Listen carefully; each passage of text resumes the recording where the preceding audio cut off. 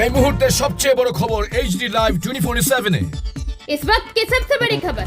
Breaking news now on HD Live।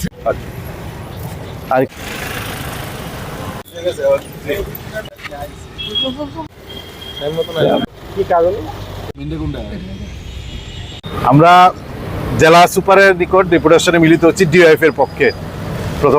প্রথমত হচ্ছে ধারাবাহিকভাবে আমরা ডিওয়াইএফআই নেশার বিরুদ্ধে এবং নেশা কারবারিদের গ্রেপ্তার করার দাবি জানিয়ে আসছি। আমরা দেখছি সেই ক্ষেত্রে নেশার বাণিজ্য প্রতিদিন বৃদ্ধি পাচ্ছে। রেলে মানে করে নেশা আসতো, এখন পুষ্টবিশ্বের মাধ্যমে নেশা আসছে। আমরা ধারাবাহিকভাবে তার বিরুদ্ধে যখন লড়াই করছি, আমরা দেখছি এই সময়ে রাজনৈতিক দুর্বৃত্ত আর নেশা কারবারি তারা মিলে যারা নেশার বিরুদ্ধে কথা বলছেন, নতুন করে ষড়যন্ত্র করছেন, তাদের মামলা করে তাদের নামে মিথ্যা মামলায় ফাঁসিয়ে দিচ্ছেন।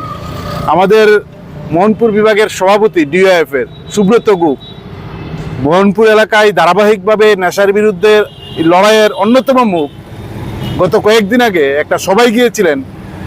পরিকল্পিতভাবে রাজনৈতিক দুর্বৃত্ত এবং নেশা কারবারি তারা যৌথভাবে পরিকল্পনা করে একটা মিথ্যা মামলায় ডিওয়াইএফ এর নেতা সুব্রত গুপকে ফাঁসিয়ে দিলেন।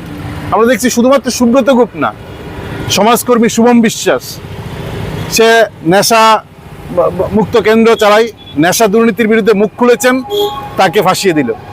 প্রসেনজিৎ সরকার আমাদের কর্মী না, বামপন্থী না, কিন্তু নেশা এবং দুর্নীতির বিরুদ্ধে ধারাবাহিকভাবে কথা বলছেন, প্রসেনজিৎ সরকারকে এই মিথ্যা মামলায় ফাঁসিয়ে দিলেন।